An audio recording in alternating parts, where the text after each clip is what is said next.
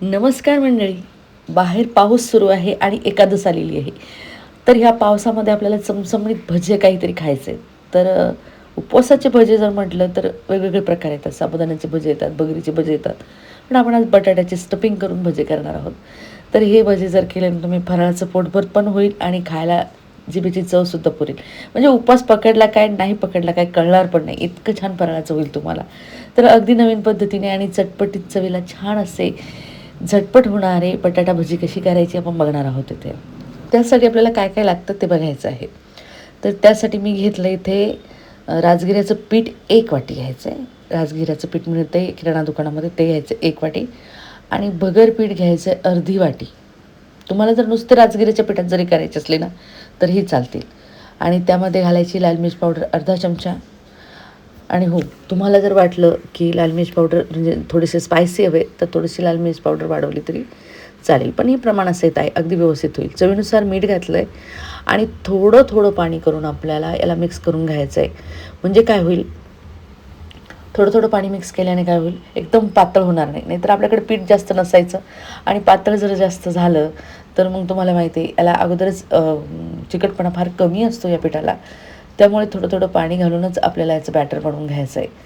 तर बॅटर बनवताना अशा प्रकारे आपल्याला इथे बॅटर बनवायचं आहे. तुम्ही इथे बघू शकता, अशा प्रकारे मी बॅटर बनवून घेतलेला आहे. म्हणजे पीठ मिक्स करून घेतलं आहे. ते ठेवायचं आहे आपल्याला बाजूला. नंतर मी इथे 1 बटाटा घेतला किंवा 2 घ्या तुम्हाला. 2 बटाटे लागतील तेवढ्या सारणाला. तर 2 बटाटे घ्यायचे, त्याची साल काढून घ्यायचं आणि साल काढून घेतल्यानंतर जी बटाट्याचे चिप्स करतो ना आपण, ती खिसणी घ्यायचे. त्याने काय करायचे, पातळ पातळ असे काप करून घ्यायचे. जास्त जाडे नाही करायचे, पातळ पातळ काय. आणि जाडे जर केले ना तर तळताना तळल्या जातील. असं काही नाही की तुमचे जाड झाले म्हणजे बटाट्याची भजी चांगली होणार नाही, असं काही नाही आहे. जसे येतील तसे करून घ्या. तर हे एका प्लेटीमध्ये घ्यायचे आणि पाण्याने धुवून घ्यायचे आहेत त्याला. आपल्याला स्वच्छ पाण्याने धुवून घ्यायचे म्हणजे त्याचं स्टार्च जे आहे ते काढून घ्यायचं आहे. ते पाण्याने धुवून घेतल्यानंतर आपल्याला एक कपडा घ्यायचा आहे. म्हणजे त्या कपड्यावरती आपल्याला सुकू घालता येईल ते. तर इथे तुम्ही बघू शकता, मी कपडा घेतला आहे आणि त्याच्यावरती एक एक करून आपल्याला सुकू घालायचं आहे. म्हणजे त्याचं पाणी जे आहे ते काढून टाकायचं आहे, बाकी काही नाही. तर येथे आपण एक एक करून आपण थोडंसं कपड्याच्या सहाय्याने काय केलं, थोडंसं प्रेस करून घेतलं आहे. म्हणजे त्यातलं पाणी जे आहे ते पूर्ण निघून जाईल.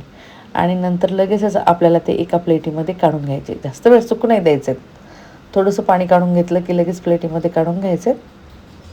आणि आता आपल्याला करायचा स्टफ मसाला. आतला मसाला पण आपण करणार आहोत. तो खूप छान लागतो आहे. तर एक मी बटाटा घेतला आहे मोठ्या आकाराचा. तो आपल्याला खिसून घ्यायचा आहे खिसणीच्या साहाय्याने.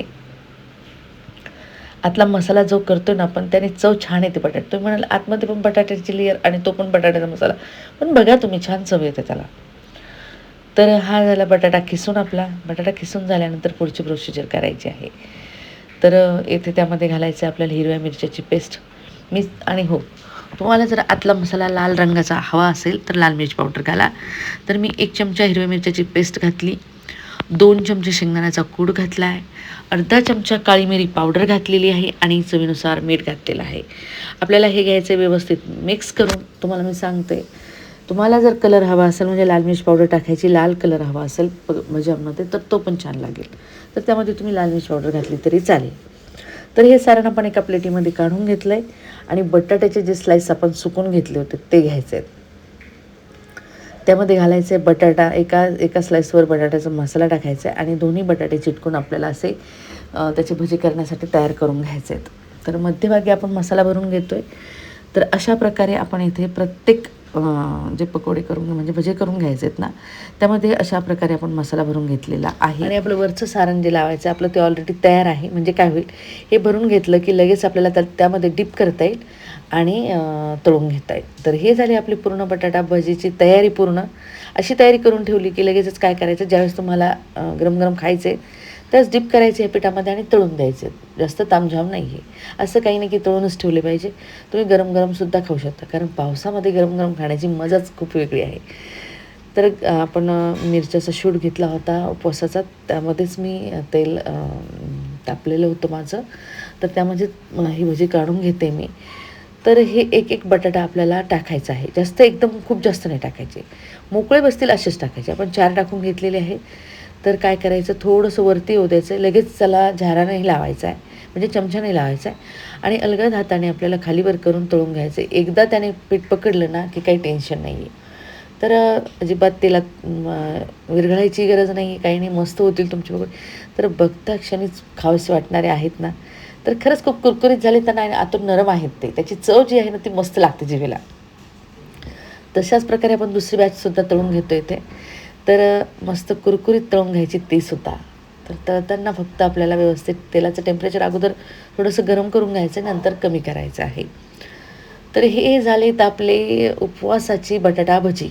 तर बघल्या क्षणीच खावीशी वाटतायत ना, सुटलंय ना तुमच्या जिभेला पण पाणी, तर नक्कीच ट्राय करा. कारण खूप काही साहित्य लागत नाही. बटाटे घरातच आहेत तुमच्या आणि उपवासामुळे वरईचं पीठ आणि राजगिऱ्याचं पीठ तर तुम्हाला मिळेलच. फक्त आणावं लागेल, मग तुम्हाला खायला मिळेलच फराळाचं. तर वरतून अगदी कुरकुरीत झाले. तेल अजिबात तेलकट नाही आहेत. असं नाही की खूप तेलकट झाले, तेल पितात, अजिबात नाही आहे.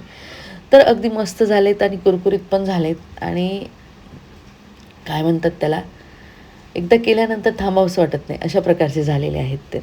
त्यासोबत मी दही घेतले. तुम्हाला चटणी जर एखादी करायची असेल, शेंगदाण्याची चटणीसुद्धा तुम्ही त्यामध्ये करू शकता, पण दह्यासोबत जास्त छान लागतील ते.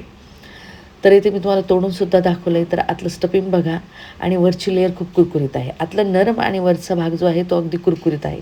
म्हणजे त्याने काय होते, ते भजी जी आहेत ती अगदी मस्त लागतात खायला. तर दह्यामध्ये मस्त डिप करायचे आणि त्याचा आनंद घ्यायचा, म्हणजे उपवासाचा तुम्ही आनंद घेऊ शकता. बाकीचं फराळाचं पण सुद्धा असतं, पण त्यासोबत ही पकोडी पण केली म्हणजे भजी जर केली ना, तर अप्रतिम तुमचं फराळाचं होईल. अशा प्रकारे आपलं फराळाचं झालेलं आहे. तर अगदी सोपं आणि झटपट होणारं हे फराळाचं तुम्हाला कसं वाटलं आहे, हे कमेंटमध्ये मला नक्की कळवा. तुम्हाला जर हा माझा व्हिडिओ आवडला असेल आणि तुम्ही माझ्या चॅनलवर नवीन असाल, तर माझ्या चॅनलला सबस्क्राईब, लाईक, शेअर, कमेंट करायला विसरू नका. तर चला भेटूया अशा सोप्या सोप्या आणि झटपट होणाऱ्या रेसिपीसोबत. तोपर्यंत बाय.